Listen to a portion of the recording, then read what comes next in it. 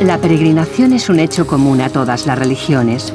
Los tres grandes centros del peregrinaje cristiano son Jerusalén, donde murió Jesucristo, Roma, donde está la tumba de San Pedro, y Santiago de Compostela, donde el mito cristiano ubica los restos del apóstol Santiago. Se trata de lugares que a modo de imán han atraído siempre a los fieles, metas sagradas a las que se llega tras un viaje en el que el peregrino se enfrenta a la naturaleza y se encuentra consigo mismo.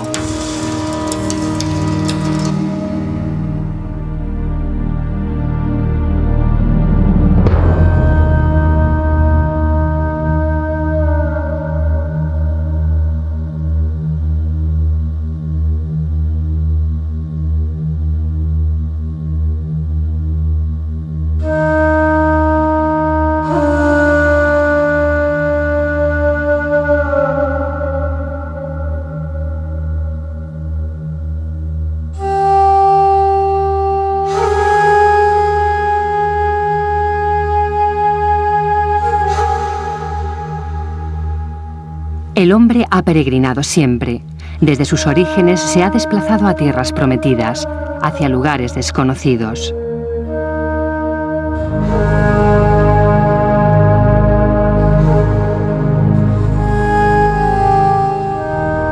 Movido por razones de fe o impulsado por la necesidad misma de caminar. El ser humano está lanzado, casi obligado a la búsqueda. Y a lo largo de los tiempos ha manifestado esta necesidad de conocer territorios nuevos, de andar por tierras extrañas que le permitan seguir avanzando en su trayecto.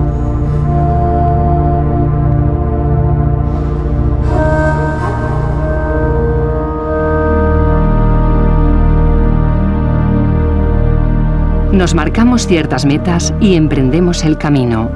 El peligro está presente durante todo el ascenso, pues en todo trayecto surge la dificultad, la lucha, el enfrentamiento con las fuerzas externas y de uno mismo.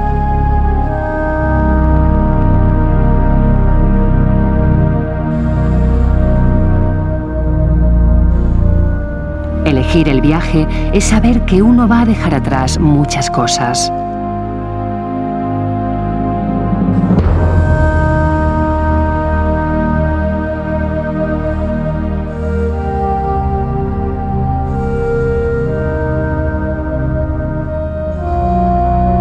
Es más, el hombre puede peregrinar desde una perspectiva interior y así el trayecto externo del camino tiene su correspondencia en el viaje interior que ofrece todo peregrinaje. Esa es la verdadera magia del camino.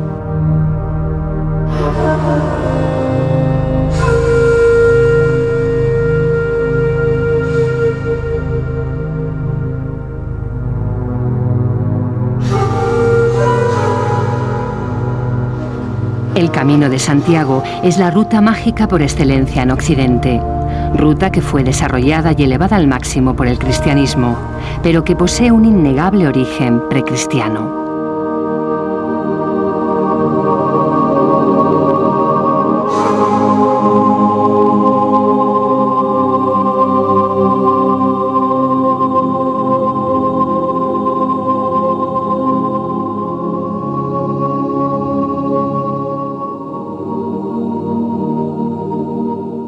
El Camino de Santiago, como camino mágico, hay que entenderlo desde la definición de magia. Magia es una de esas palabras que se parecen a mega, vienen del griego mega, lo grande de nosotros mismos, lo que nos trasciende, lo que va más allá de la pequeña personalidad que nos hemos creado para vivir en el mundo pequeño, cuadriculado en el que nos movemos en el cotidiano. Magia es cuando nosotros somos capaces de atender a la vida de tal manera que la vida se muestra ante nosotros en todas nuestras percepciones, no solamente la racional, la intuitiva, la estética y lo que los místicos podrían llamar la espiritual.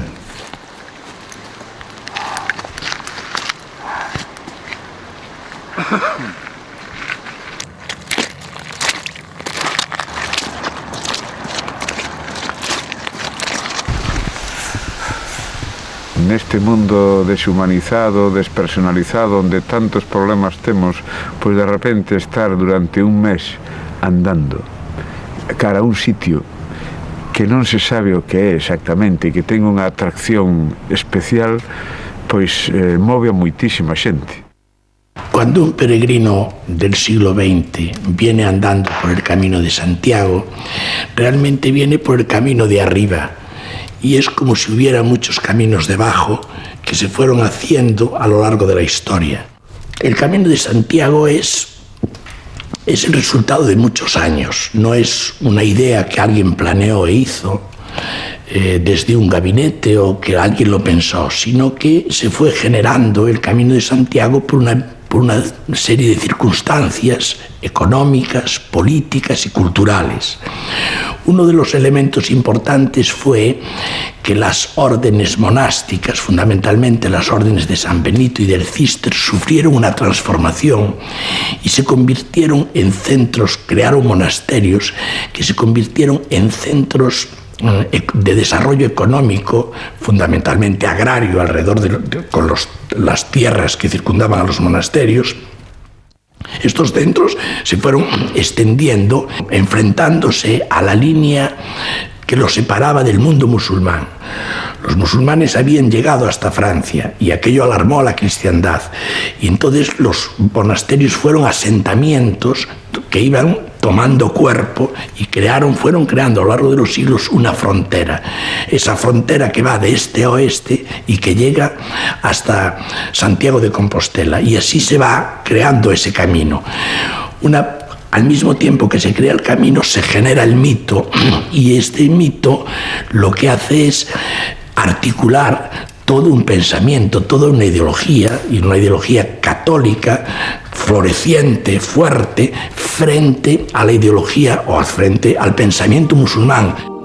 Por lo tanto, son los reinos cristianos, el imperio, el Sacro Imperio Romano, los reinos cristianos, los que conforman la vieja Europa. Evidentemente, en Europa, en el origen de Europa, no está solo el cristianismo, pero sí también está el cristianismo, y sobre todo está el cristianismo en cuanto que se confronta con el pensamiento musulmán, con la cultura musulmana en la propia Europa.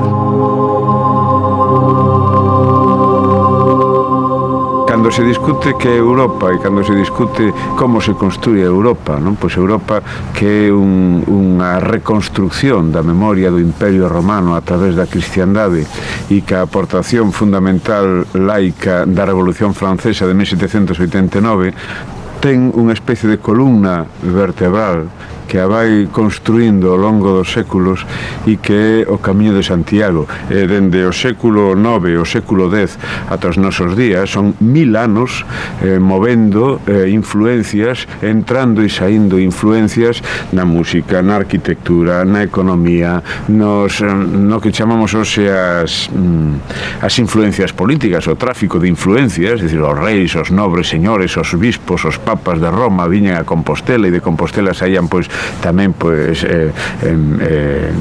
produtos económicos e produtos culturais de Galicia polo mundo adiante. E todo iso configura unha maneira de relacionarse, de abrirse tamén moi rica, non? Que está fundamentada sobre todo no símbolo da cristiandade.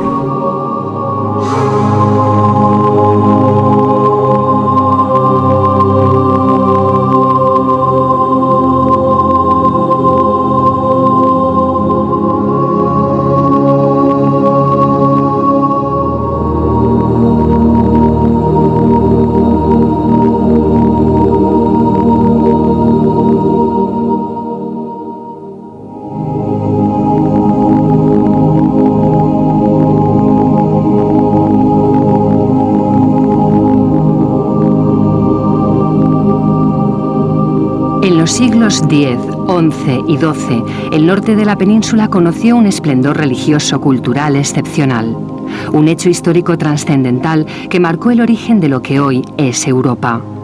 De él guardan buena cuenta las construcciones, monasterios, iglesias o castillos que el románico y el gótico han dejado a lo largo del camino.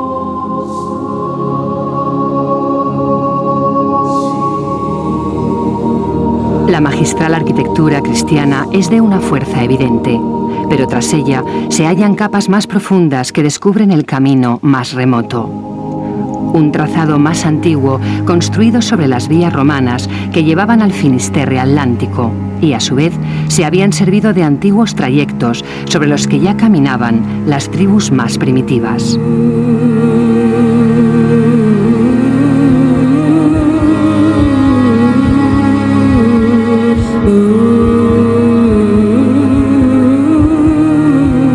Y es en la pista de lo pagano donde descubrimos el trazado de un camino mucho más antiguo, lleno de magia y misterio. Hoy, la ciudad de Santiago es más que una meta cristiana. Es una metáfora abierta al paso de los tiempos, un símbolo que invita a reflexionar a todo caminante que se dirige a ella. Santiago de Compostela non é a cidade só. Santiago de Compostela é un símbolo, é un mito, é unha creenza, é unha cidade máxica. E hai que partir dese principio, non? É unha cidade máxica e contradictoria. Hai moitas Compostelas. Hai a Compostela dos composteláns, dos vellos santiagueses de toda a vida, moi pegada á tradición eclesiástica, á forza da igrexa e da catedral. Está a Compostela dos estudiantes, esa Compostela de festa, aberta, enormemente libre, moi progresista, moi galeguista.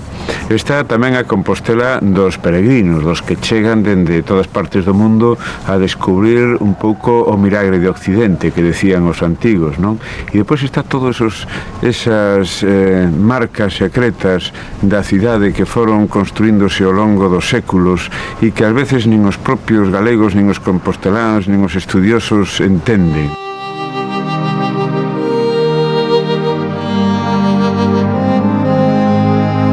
Son muchos, y no uno, los Compostelas posibles. La ciudad es un ser vivo en continua transformación que se regenera y adapta al devenir de los tiempos, sin perder su dimensión espiritual. Compostela acoge maternal a peregrinos de todos los países, devotos, turistas, cristianos o no, que han elegido realizar el camino y adaptar el reloj al ritmo de sus propios pasos. Santiago de Compostela es un pueblo viejo, es una ciudad muy vieja y es previa a la propia época cristiana. De hecho, en las excavaciones que se hicieron en la catedral durante los años 60, la década de los 60, se hicieron unas excavaciones porque se intentaba encontrar vestigios que enlazaran la actualidad, diríamos, o el descubrimiento del apóstol con la antigüedad. Fundamentalmente la Iglesia Católica trató de buscar vestigios que dieran argumentos históricos al mito del Camino de Santiago, al mito del enterramiento de Santiago, y sí encontraron enterramientos de notables, de épocas previas al cristianismo incluso. Y se aprovecharon estos enterramientos indudablemente para asentar sobre ellos el mito del apóstol Santiago y trazar toda una frontera que dividía el mundo del sur, el mundo musulmán, que era muy culto, muy desarrollado, con el mundo del norte.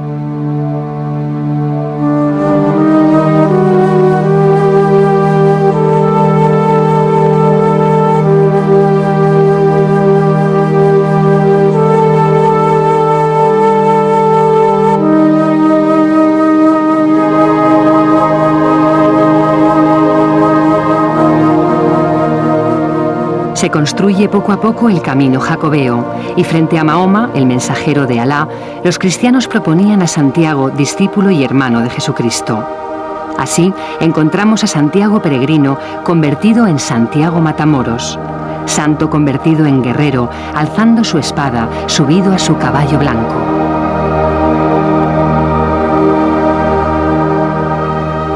En torno al apóstol Santiago, al Camino de Santiago, se han generado muchísimas leyendas, pero la primera leyenda, y que es incluso hay un intento general de verla presentado como histórica por parte de las partes interesadas, fundamentalmente la Iglesia Católica.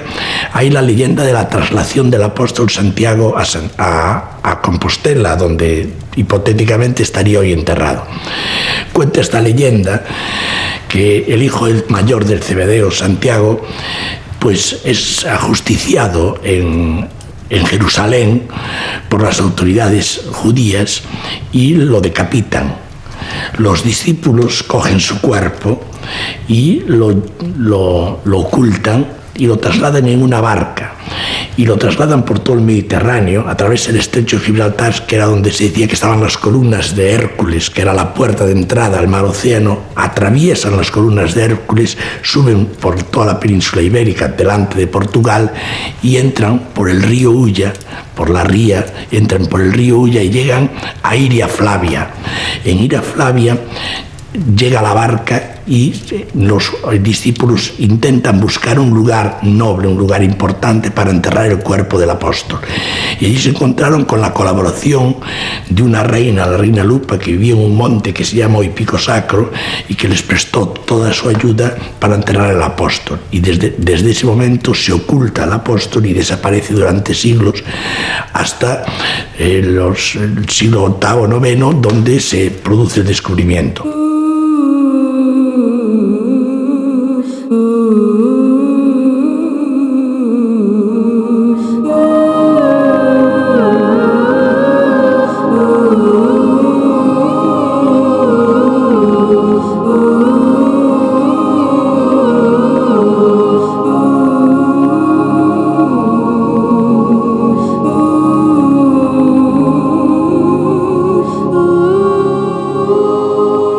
Muchas gentes se preguntan cuando llegan a Santiago, conocedores de la historia y de la imposibilidad histórica de que ahí descansen los restos de Santiago Apóstol, ¿quién entonces está enterrado aquí? ¿Quién? Hai xente que di que quen está enterrado na Catedral de Santiago é o corpo de Prisciliano e non o de Santiago Apóstolo. Bueno, a historia da viaxe, da itinerancia, de todo isto coinciden, coa diferencia de que no caso de Prisciliano parece irreal, parece que é máis real, non? Que no caso do apóstolo, que hai moita máis mito, moita máis fantasía, chegar nunha barca de pedra, bueno, pois eso xa parece que non é moi crible, non? Históricamente sería mucho más probable otra teoría que cuenta que pudiera ser que estuviera enterrado Prisciliano. Prisciliano es un heresiarca, un hereje, un obispo de Ávila. Y este obispo de Ávila desarrolló una teoría crítica frente a la Iglesia oficial, frente al catolicismo oficial, una teoría crítica muy carismática, comunitaria, de vuelta un poco a las raíces del cristianismo y de lucha contra lo que se consideraba corrupción de Roma. A religión priscilianista está baseada en aspectos íntimos e é unha religión menos dogmática, digamos, que era o cristianismo naquel momento. Ten moita influencia orientalista, de Maní, do maniqueísmo, de Zoroastro, de Buda incluso, non? E do gnosticismo. O gnosticismo era o coñecemento, pero era un coñecemento baseado no coñecemento do propio. Prisciliano fan unhos ritos moi campestres, todo é no fora, non están nas igrexas, sino que saen fora, fan ritos nus, descalzos, son ascéticos. Entonces, claro, isto creou odio nos representantes da Iglesia daquel momento, ¿no? Prisciliano es detenido por las autoridades por enfrentarse a Roma y es juzgado por la Iglesia y entregado al brazo secular, entregado a las autoridades civiles que lo ajustician en Tréveris y, atención, le cortan la cabeza igual que hipotéticamente se habrían cortado al apóstol. Los discípulos de Pristiliano pidieron el cuerpo de su maestro para devolverlo a su lugar de origen, Galicia, y allí darle sepultura y culto. Consta que partieron desde Francia, recorriendo el camino marcado por las antiguas peregrinaciones.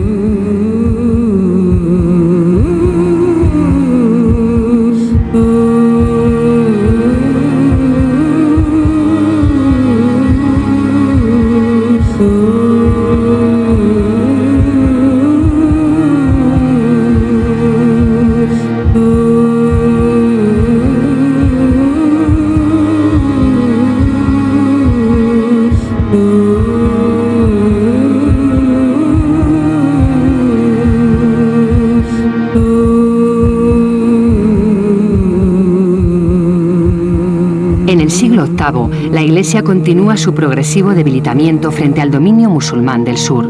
Consciente de la necesidad de hegemonía, recupera ese antiguo trayecto solar hacia el oeste. Y a partir del descubrimiento del apóstol, se construye el mito de Santiago. El proceso de construcción del Camino de Santiago se apoyó muchísimo en los monasterios del Císter, los monasterios partiendo de Cluny.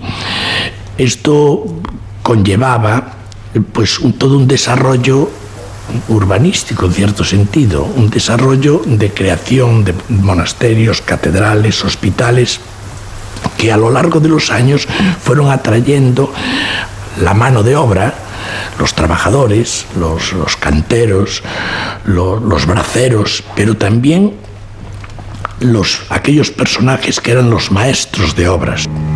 Sobre esto se tejieron leyendas de misterio, pero hay realidades como puños, que son las obras que han levantado estos arquitectos, realmente eran arquitectos, estos artistas, y así se fue construyendo todo un camino importantísimo, un camino de piedra, un camino de piedra.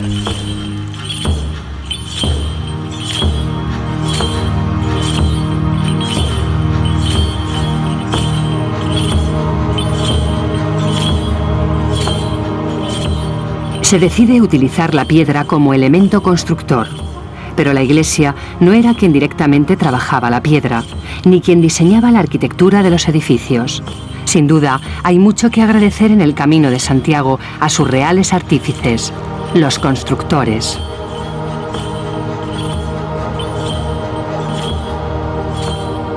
Se encomienda la construcción de albergues, iglesias, hospitales a los compañeros constructores, maestros de la cantería, profesión harto antigua que cobra nuevamente fuerza. Y es que el Camino de Santiago es principalmente un camino creado, esculpido, elevado por constructores. Para ellos suponía también un camino iniciático, en el que el maestro constructor había pasado por distintas fases hacia el conocimiento de su materia. La mayor parte de los capataces recorrieron el camino y su saber parece estar plagado de la espiritualidad de todo trayecto iniciático. Así como los templarios tenían un precepto, los templarios occidentales, los que superaban la reconquista ibérica, tenían un precepto fundamental en su orden para ir ascendiendo de grados, que era hacer el Camino de Santiago a caballo.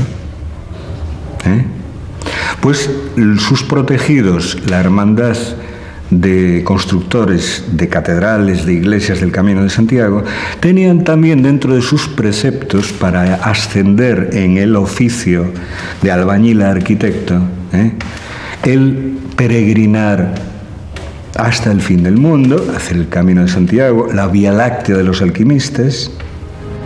Para un maestro constructor, Galicia era la escuela suma, era el final del camino de su carrera. Solo después de haber conocido el granito, tallado el granito, uno era verdaderamente un maestro constructor.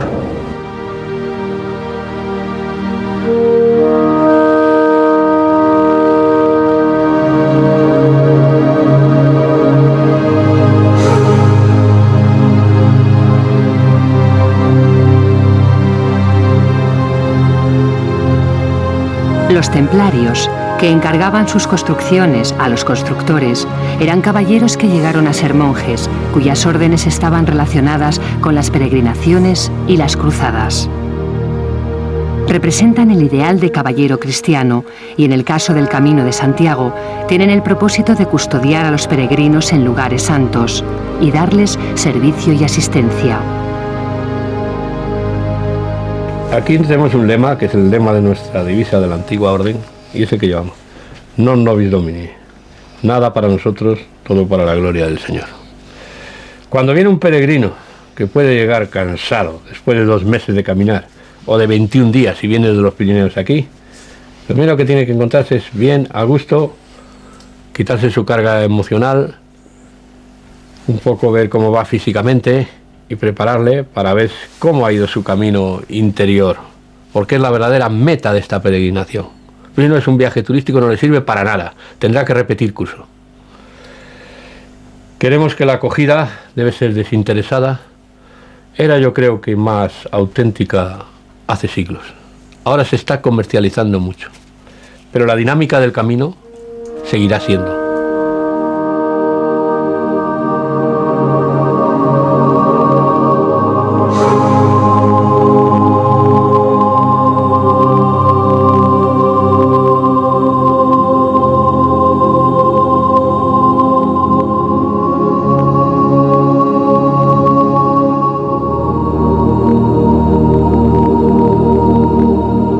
A través de un camino iniciático, los templarios, al igual que los constructores, vivían su espiritualidad a través de niveles que se relacionan con las fases alquímicas en busca del conocimiento, la piedra filosofal.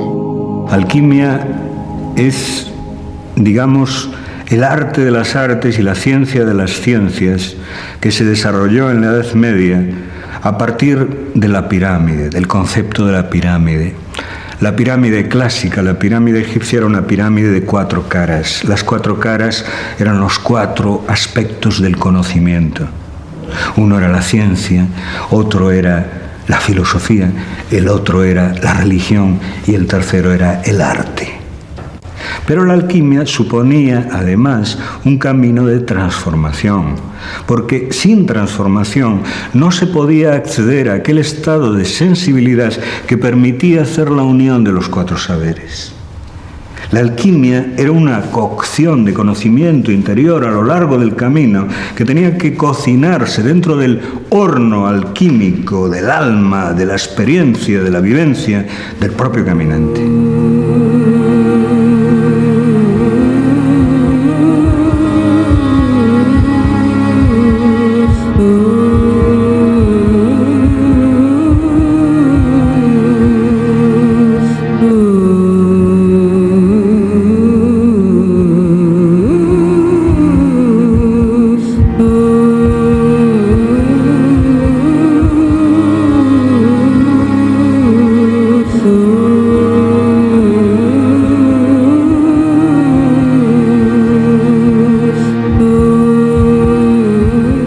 Las ocas han sido utilizadas a lo largo de la historia como guardianes de la propiedad.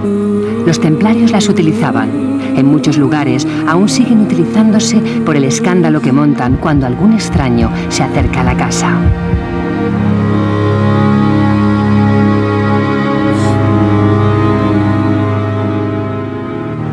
Bueno, la pata de oca es el símbolo de una organización de canteros medievales. La pata de oca. Hay muchos catedrales. Los patucos llevaban la pata de oca puestas en la espalda, en rojo. La oca para los antiguos celtas es un animal guía, un animal sagrado. Y hay muchos lugares del camino que se habla de los patas de oca.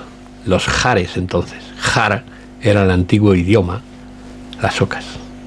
Castro Jeriz, Castro de Jares. Manjarín, hombres de oca. El Ganso, montes de oca.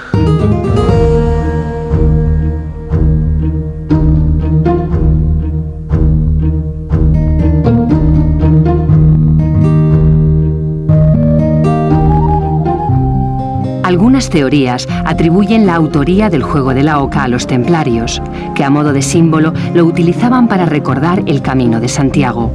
Idearan o no el tablero, no sería equivocado pensar que los templarios utilizaron este juego como metáfora del camino jacobeo. Se puede trazar una correspondencia entre las casillas del tablero y sus correspondientes lugares físicos a lo largo del camino, y la analogía se presenta más que atractiva. En sí es el juego del camino del peregrino. Sales de tu casa, vas pasando por una serie de pruebas, regresas al Jardín de la Oca, en este caso Finisterre. Santiago es la casa de la muerte, muy cercana al final, pero la muerte iniciática. Y luego tienes que regresar a tu casa, donde te vas encontrando a los demás jugadores que van haciendo el camino, te los vas encontrando. No le puedes transmitir los peligros que existen para adelante. Y es muy significativo que está el laberinto, está el puente. Puentes en el camino prácticamente esotéricos o de estudio tenemos dos: Puente la Reina y el Puente de Órbigo. Ponferrada es el laberinto. Ahí aparte físicamente se pierden la mayoría de los peregrinos. Está muy mal señalizado. Está la posada, que en este caso son los refugios. Está la cárcel, el Valle de Valcárcel, que está a 2 jornadas de aquí. En fin, los dados creemos que es la piedra fundamental, la piedra angular de las catedrales. Lo perfecto en este viaje sería ir de oca en oca, es decir, protegido al abrigo de un castillo o encomienda templaria. Pensemos en el peligro que entrañaba siglos atrás echarse al camino, atravesar montes, bosques y ríos, esquivar a salteadores, no enfermar ni perder las fuerzas. Cuando los templarios desaparecieron quemados o transformados en otras órdenes militares, sus protegidos, las escuelas, las hermandades de compañeros constructores del camino de las estrellas recogieron el testigo. Y con toda la ritualística con la que ellos habían dado grados a los aprendices de oficio, desde albañil hasta arquitecto, fundaron toda la ritualística que hoy conocemos, quien la conoce, de la masonería. Uno de cuyos grados, más allá del grado 23, es el de caballero templario. Los constructores poseían grandes conocimientos astronómicos, heredados también de la escuela de los druidas y de sus antepasados más remotos, los compañeros de Horus, padres de las pirámides egipcias. Mucho de este saber privilegiado y ancestral queda bajo las coordenadas, el número, la disposición frente a las estrellas que conforman la enigmática arquitectura de los edificios cristianos, o bajo las marcas compañeriles de los muros de los edificios religiosos o de las tumbas, marcas que nos dejan solo intuir un lenguaje secreto reservado a los iniciados de esta especie de secta gremial.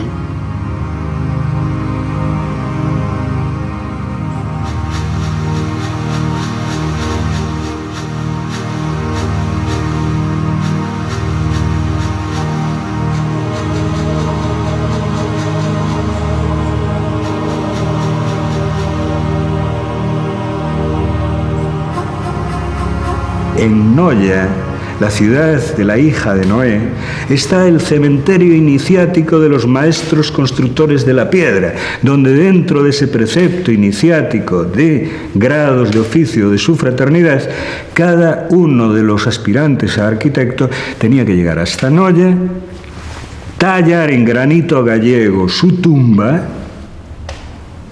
pasar una noche metido dentro de aquel sarcófago, que era una experiencia de muerte muy típica del final del Camino de Santiago, meditar aquella noche dentro del sarcófago y al día siguiente salir de allí, grabar su nombre y seguir hasta el final, hasta el mar, hasta la entrada en el agua, el dejar que pasen 12 olas sobre ti como los 12 meses de la gestación, dejar que la madre diosa de la vida y de las aguas te geste y te para de nuevo para tú volver a la playa como un niño, como un recién nacido, como un hombre nuevo, que es el signo de la renovación del camino.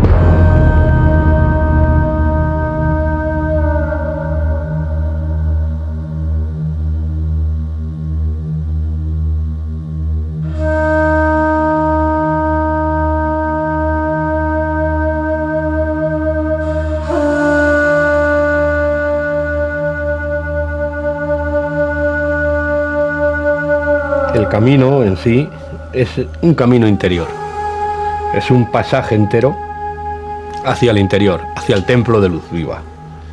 Imbuidos en el mundo materialista de las ciudades, no nos encontramos con nosotros mismos. Y en este camino hay muchos espacios a lo largo del día, donde la soledad, el ambiente, la propia energía del camino hace que ese movimiento hacia el interior se efectúe más fácilmente. Para entrar en Galicia hay dos caminos. Hay un camino del esfuerzo, del sacrificio, de la ascesis, que es el camino del cristianismo y que pasa por Piedrafita, sube los montes para entrar en Galicia. Y hay un camino previo que llega al mismo sitio, llega a Finisterre también, como llegó Decio Bruto al frente de las legiones romanas. Y ese camino es el camino del placer, de la inteligencia, que es el camino que entra bordeando el Sil, que es donde estaba el oro.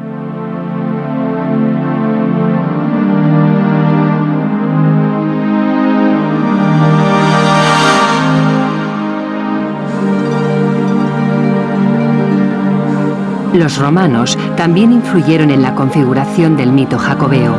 En el Bierzo se sitúan las médulas, minas de oro romanas que dan muestra de una época de esplendor que fue decayendo con las invasiones bárbaras.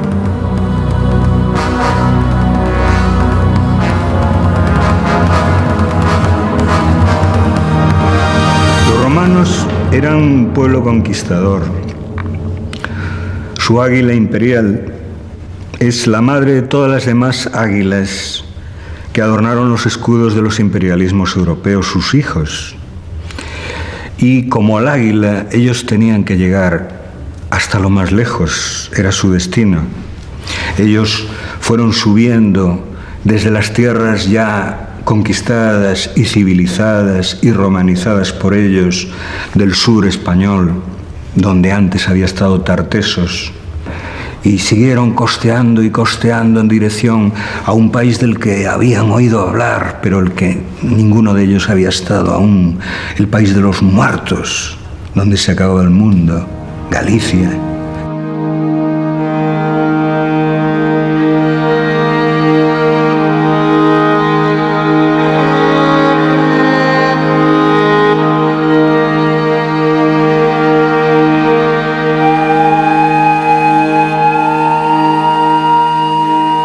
Los celtas, en su masiva emigración hacia el oeste, hacia el siglo IV a.C., también siguieron al sol hacia el umbral del más allá, al límite de la tierra conocida, donde solo podían existir seres divinos o monstruos nunca vistos.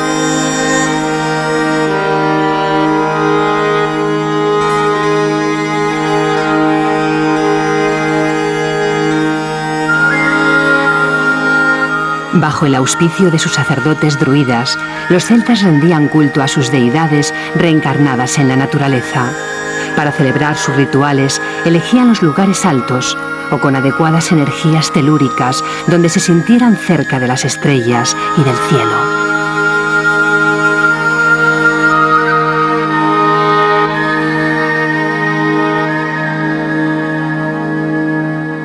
La historia de los pueblos celtas es muy interesante porque probablemente vinieron de las estepas de Asia al norte de lo que es el Mar Negro y el Mar Caspio. Eran pueblos que habían aprendido a usar carros de caballo, hicieron una tremenda peregrinación buscando ¿qué? Buscando los extremos del mundo, buscando el Finisterre, buscando los Finisterres europeos, y así se vinieron en sus carros de caballos, cargados con sus enseres, con sus familias, buscando aquel lugar donde se acababan todas las tierras y estaba su paraíso mítico, que eran las islas de los bienaventurados. Y llegaron a las Rías Bajas y penetraron por la península de Morrazo hasta ese Cabo Finisterre Sur, que es el Cabo do Home, enfrente de Vigo, y desde allí, casi a un palmo de distancia, casi a una distancia en la que los más osados podrían intentar llegar hasta allí nadando, vieron las islas de los dioses, las ínsulas de Orum, las islas Cíes.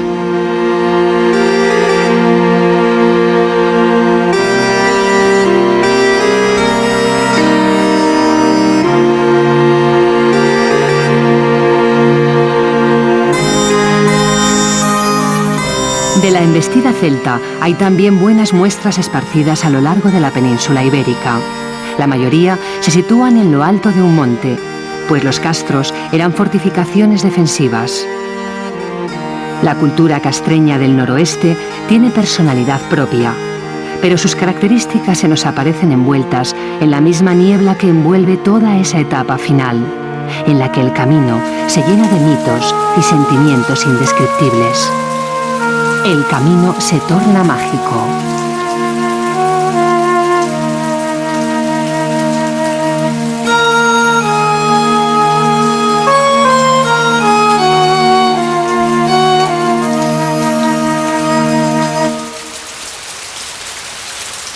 Cuando nosotros hablamos de lo mágico, nos referimos a los magos. Y los magos surgen de una religión antigua que hubo en la Mesopotamia, más cerca del Irán, de lo que hoy es el Irán, en las montañas que separan lo que llamamos Oriente Medio del Cáucaso. Los magos probablemente son anteriores a lo que nosotros conocemos como las más antiguas civilizaciones mesopotámicas, las de los caldeos, los que construyeron zigurats, pirámides escalonadas, probablemente bastante antes de que los egipcios construyeran las suyas. ¿Y para qué construían eso? Pues dicen que eran observatorios astronómicos para mirar las estrellas.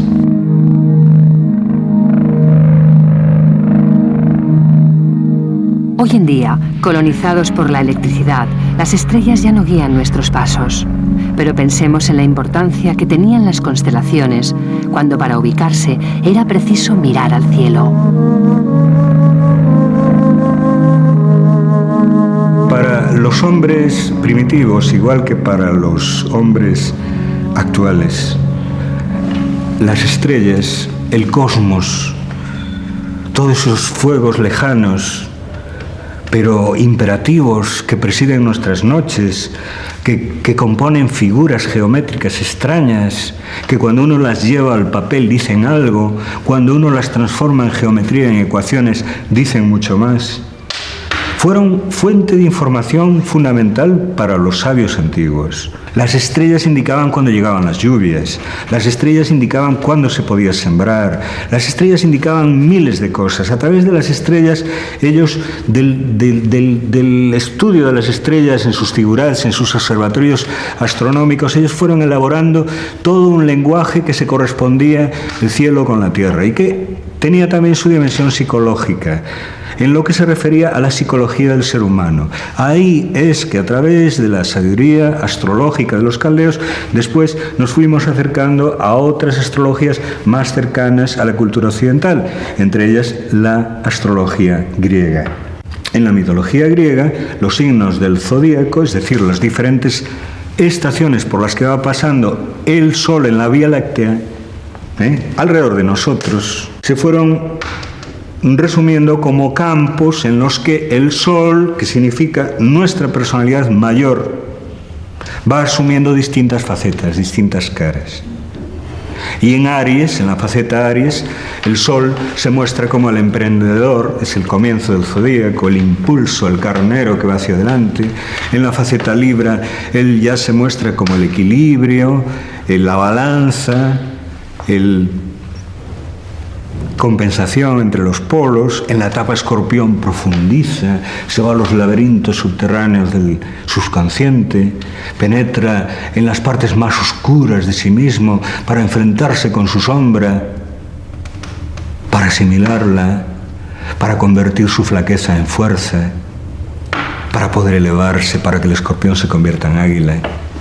Y así se va llegando a través de los signos del zodíaco a toda una iniciación por grados, por signos zodiacales, hasta llegar a la última, Acuario, donde todo se sintetiza.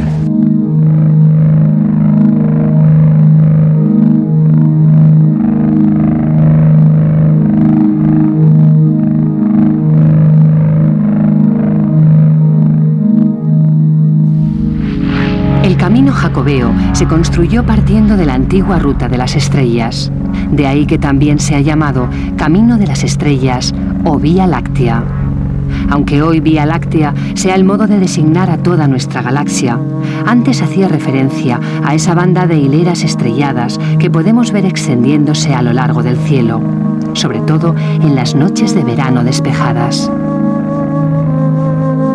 Esa banda lechosa que es la Vía Láctea ha guiado a todos los pueblos que a lo largo de los tiempos se desplazaron hacia los finisterres atlánticos. El camino de las estrellas sigue la dirección de la Vía Láctea, atravesando el norte de la península ibérica por el paralelo 42,5 aproximadamente. Una vía en la que encontramos abundantes elementos relacionados con el mundo celeste. Pero este antiguo eje sufrió sus transformaciones para adaptarse al institucionalizado camino medieval. Como sus antepasados, los constructores del camino jacobeo, clérigos, constructores, capataces, alquimistas o templarios, al elegir sus emplazamientos, conservaron lugares simbólicos de la antigua ruta de las estrellas. Muchos de estos lugares llevan aún el nombre de estrellas recordando ese camino astrológico. Pico de Estella, Lizarra, Compostela.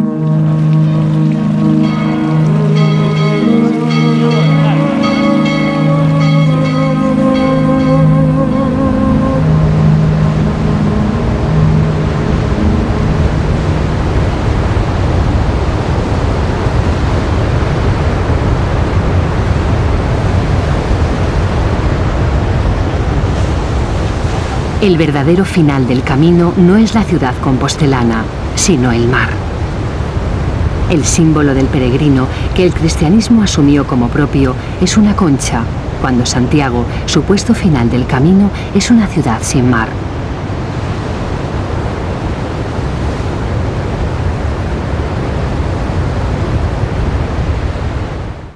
La concha jacobea, venera o vieira tiene un significado que antecede en Galicia a lo cristiano y que hace referencia al reino sagrado de las aguas.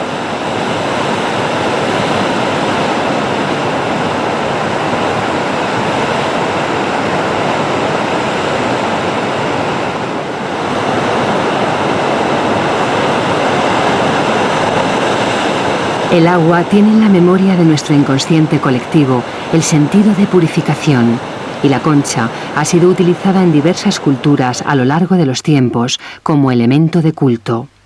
La concha es en el camino mágico la diosa madre que acoge al peregrino, el origen y el final, la muerte y la resurrección. El signo de la peregrinación es una vieira. Santiago es una ciudad interior. Las vieiras se recogen ¿dónde? En la playa, en el océano. Es allí a donde hay que ir. Y es allí, en ese océano, donde está la concentración mayor de megalitos, de jeroglifos, de laberintos, de restos de ese pasado que dejó por todas las costas atlánticas europeas y por otros lugares del mundo que también dan al mar, restos de las construcciones más impresionantes que se pueden hacer con piedra y sin tecnología.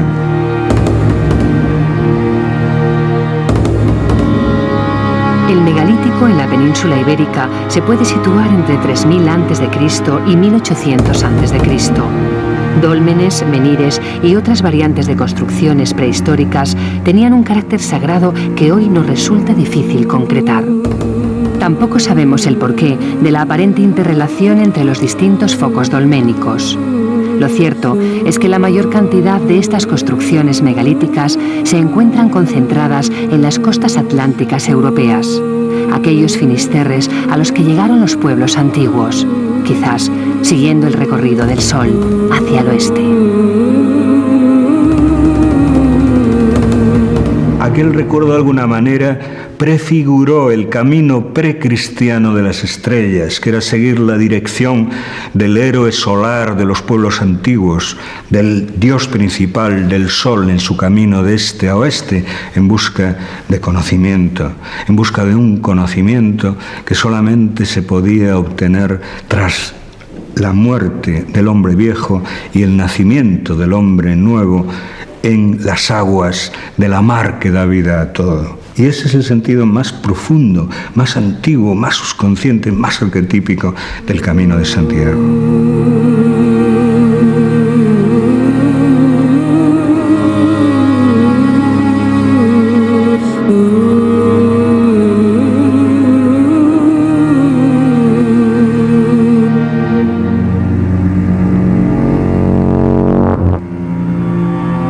Fisterra é un outro lugar máxico. Foi un lugar máxico antes da aparición do apóstolo. É un lugar máxico antes dos romanos. Fisterra é a fin do mundo. É unha luz especial e é un misterio especial. Quen chega ali estremecese diante daquele océano grandioso e hai que pensar o que imaginaban os antigos pensando que ali acababa o mundo, que había un xigantesco precipicio que conducía aos infernos. Desde el cabo, el peregrino del pasado observaba con respeto y cierto miedo la caída del sol. Rugiendo, imponente, se ofrecía a ser contemplado, como si la fuerza mítica de la costa de la muerte guardara un secreto al que muy pocos tenían acceso. Y es que donde el sol se pone, en el horizonte, se sitúa el final de todos los caminos. El ocaso es el final de todos los trayectos, como la muerte es la meta biológica de toda vida.